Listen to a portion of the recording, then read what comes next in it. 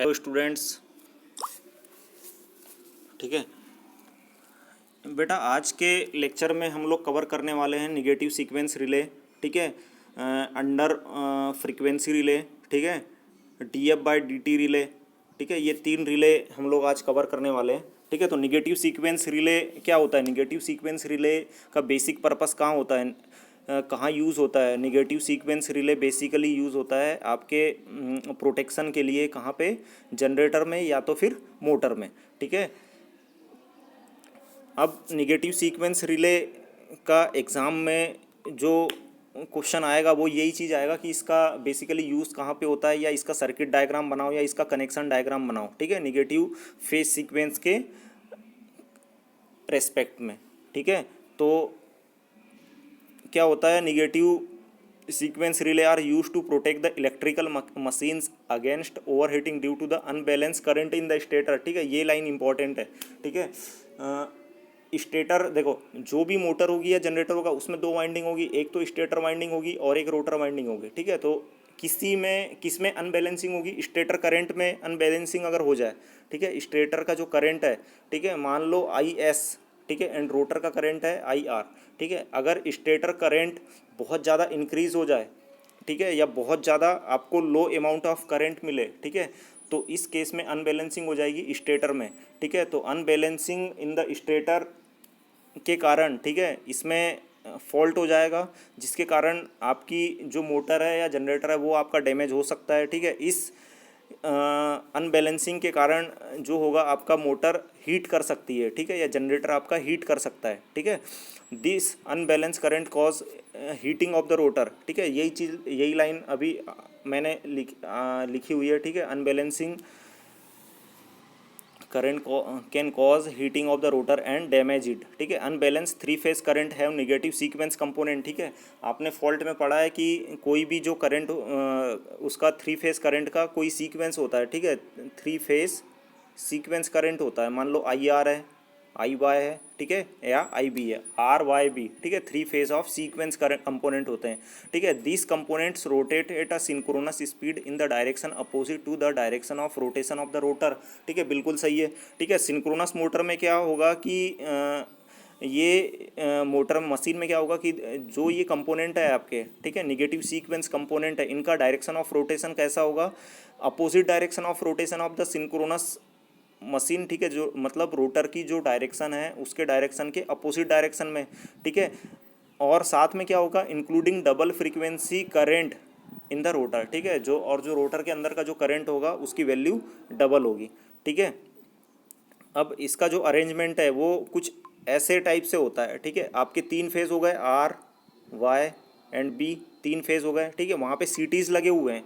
ये देखो, ये सीटीज़ लगा हुआ है, हर फेज के साथ में एक सीटी लगा हुआ है। मतलब ये अगर आर फेज है, ये अगर आर फेज है तो यहाँ पे एक सीटी लगा हुआ है। ठीक है, ये अगर वाई फेज है तो यहाँ पे एक सीटी लगा हुआ है, ये अगर बी फेज है तो यहाँ पे एक सीटी लगा हुआ है। ठीक है, एंड उस सीटी से आपकी जनरेटर की वाइंडिंग कनेक्टेड है।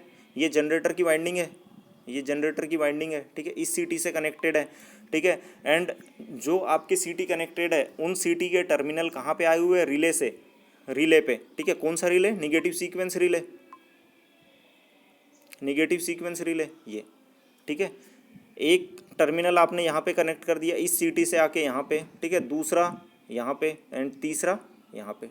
ठीक है, एंड हर एक जो आपकी जो ब्रांच है, रिले की जो ब्रांच है, उसमें या तो रजिस्टेंस कनेक्टेड है, उसमें या तो रजिस्टेंस कनेक्टेड है, या तो इंडक्टर और रजिस्टेंस दोनों है, या इंडक्टर और मतलब यहाँ पे जो आपका जो अरेंजमेंट बन गया वो कुछ डेल्टा टाइप से या स्टार टाइप से बन रहा है, डेल्टा टाइप से या स्टार टाइप से बन रहा है। ठीक है, ये हो गया। अब इसका जो बेसिक फंक्शन होगा वो ऐसा होगा, arrangement negative sequence contents in the figure. ठीक है, the relay is connected in the parallel across the current transformer secondary. ठीक है, under normal conditions as the equal current flow in the all the three phases. ठीक है, मतलब जो तीन जो फेसेस है उसमें इक्वल करंट फ्लो होगा। ठीक है, देयर, और उनका अल्जेब्रिक सम भी जीरो हो जाएगा। मतलब अल्जेब्रिक सम मतलब I R plus I Y plus I Y B. ठीक है, मतलब तीनों का सम जीरो। ठीक है, hence the no current flow through the relay, ठीक है। बट इफ़ द मतलब अगर कोई भी फॉल्ट नहीं है, ठीक है, तो तीनों का अलजेब्रिक सम जीरो हो गया। लेकिन अगर फॉल्ट हो गया, ठीक है, मतलब अनबैलेंसिंग आ गई, या स्टेटर का जो करंट है मतलब IS है वो बहुत ज़्यादा इंक्रीज हो गया या बहुत ज़्यादा कम हो गया, ठीक है, मतलब इतना कम हो गया कि आपकी मोटर रन ना कर पाए, ठीक है, उस केस में भी आपका फॉल्ट हो सकता है, ठीक है। तो अगर अनबैलेंसिंग आ गई तो जो सेकेंडरी जो करंट है, ठीक है, उनका डिफरेंस, ठीक है, secondary current will be different, ठीक है, and the resultant current flow through the relay and the operation of the relay trip the circuit breaker, ठीक है। तो ये जो सर्किट ब्रेकर है, रिले का जो काम है, ये जो सर्किट ब्रेकर है, ठीक है, इसको ट्रिप कर देगा, सर्किट ब्रेकर को ट्रिप कर देगा, ट्रिप हो जाएगा। और जैसे ही ट्रिप होगा आपको सिग्नल मिल जाएगा कि आपका फॉल्ट, ठीक है, रिकवर हो गया है, ठीक है। इस केस में क्या होता है कि निगेटिव फेज सीक्वेंस आपका अनबैलेंस कंडीशन में होता है, ठीक है, मतलब अनसिमेट्रिकल फॉल्ट होता है, ठीक है। ये इसका जो अरेंजमेंट है, ठीक है, टोटल, ठीक है। यहाँ पे क्या क्या है, 3 फेज़ है, R phase, Y phase and B phase, ठीक है, एंड उनकी सेकेंडरीज से आपके CT कनेक्टेड है, CT कनेक्टेड है, ठीक है। एंड यहाँ पे आपने क्या लिया है कि एक अरेंजमेंट लिया है रिले का, ठीक है। यहाँ पे वोल्टेज जो वाइंडिंग लगी हुई है आपकी, जो एक वाइंडिंग, एक ये वाइंडिंग हो गई, एक ये वाइंडिंग हो गई, ठीक है। इसके पैरेलल में एक के साथ में कैपेसिटर रेजिस्टेंस का कॉम्बिनेशन, एक के साथ में केवल रेजिस्टेंस का कॉम्बिनेशन, ठीक है। एंड यहाँ पे जो वोल्टेज डेवलप हो रहा है, ठीक है, उनका जो सम होगा वो कहाँ पे आ जाएगा, इस रिले कॉइल पे आ जाएगा, इस रिले पे आ जाएगा,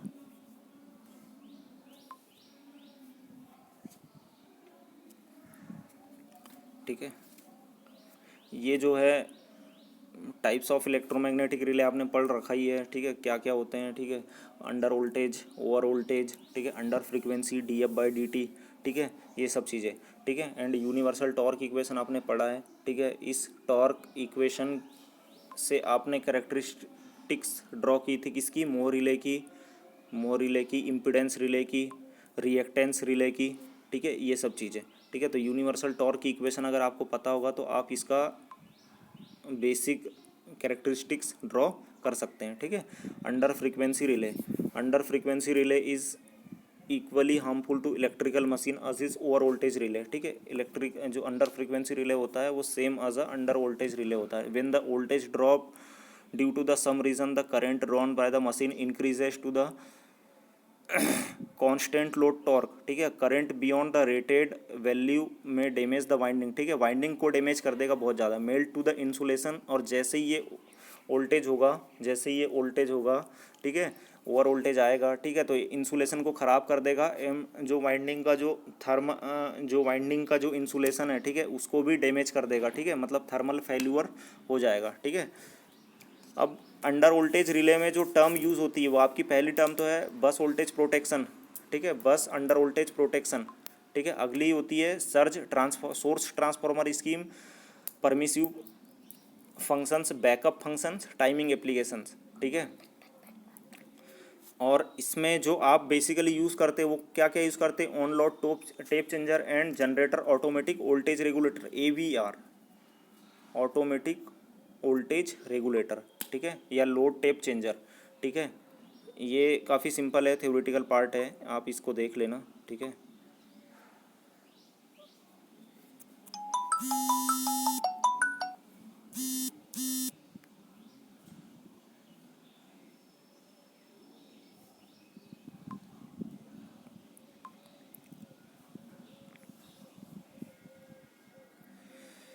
ये अंडर फ्रीक्वेंसी रिले में क्या होता है, ये इसका पैनल बना हुआ है, ठीक है।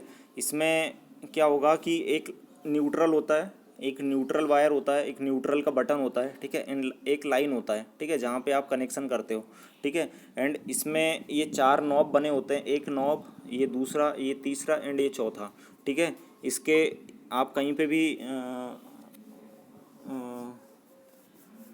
इंडस्ट्रीज़ में जाएंगे या पावर प्लांट में जाएंगे तो वहाँ पे आपको ये अंडर फ्रीक्वेंसी रिले मिल जाएगा, ठीक है। आप इसका फिजिकल कनेक्शन देखेंगे तो ये ऐसे ही नज़र आता है, ठीक है। D F by D T relay मतलब फ्रीक्वेंसी को चेंज करना किसके रेस्पेक्ट में, टाइम के रेस्पेक्ट में, ठीक है। तो change of rate of change of frequency, ठीक है, R O C of D F by D T function is use for the fast load shedding to speed up operation time in the over and under frequency situation and to detect the loss of the grid, ठीक है। Loss grid जो भी होगी, जो भी power system के अंदर में जो भी ग्रिड होगा, ठीक है, उसमें फ्रीक्वेंसी चेंज होगी, ठीक है। अगर मान लो फ्रीक्वेंसी चेंज हो गई, सपोज ऐसे फ्रीक्वेंसी तो चेंज नहीं होती है, फिक्स होती है 50 हर्ट्स, ठीक है, लेकिन अगर फ्रीक्वेंसी चेंज हो गई कहीं पे भी, ठीक है, तो वहाँ पे जो रिले यूज़ होता है वहाँ पे होता है D F by D T relay, ठीक है। For the example of centralize dedicated load shedding relay can be optimated and replaced with a distributed load shedding if the all outgoing feeders are equipped with the protecting device. Wide area measurement system can be used. A special application for the df by dt मतलब rate of change of frequency, ठीक है, is to detect the loss of the grid, ठीक है। इसका जो working principle होता है rate of change of इसका, ठीक है, इसमें क्या होता है कि एक तो आपका जनरेटिंग स्टेशन होगा, ठीक है, बीच में लोड लगा होगा एक, एंड ये एक जो होगा फाइनल एक ये ग्रिड से कनेक्टेड होगा, ठीक है। मतलब ये जनरेटर है कितना 1.5 मेगावाट का, ठीक है, लोड लगा हुआ है, ठीक है, एंड ये ग्रिड है, ठीक है। एंड लोड से आपके अलग अलग जो एपरेटस है वो कनेक्टेड है, ठीक है, लोड से अलग अलग जो एपरेटस है वो कनेक्टेड है, ठीक है। तो जब भी आप लोड को इंक्रीज़ करोगे, जब भी आप लोड को इंक्रीज़ करोगे, whenever the load increases in the generator the frequency fall down, consider to parallel generator, ठीक है, दो जनरेटर को, दो पैरेलली जनरेटर, ठीक है, ये एक जनरेटर, एक ये जनरेटर G1, एक ये जनरेटर G2, ठीक है, ये दो जनरेटर पैरेलल में है, ठीक है। पैरेलल में जनरेटर आपने कनेक्ट किए हैं, ठीक है, कितने कितने वाट के, एक तो 1 मेगावाट का और एक ये 1.5 मेगावाट का, ठीक है, दोनों पैरेलल में रन कर रहे हैं। Both is running with the grid and auxiliary load of the two generator is 1.1 megawatt, ठीक है, बिल्कुल सही है। Here if the grid also failed and 1.5 megawatt generator is also tripped, there for all the auxiliary load, ठीक है, load कौन कौन से, एक्सिलरी लोड ये है, ठीक है, axillary load will fall on the single generator and generator frequency drop as the load increases, ठीक है। the auxiliary load should be the properly shading to avoid the tripping of the remaining generator. This action will be done by df by dt relay, ठीक है। तो ये जो सारी action perform होगी उसको वो किससे होगी, df by dt रिले से, ठीक है।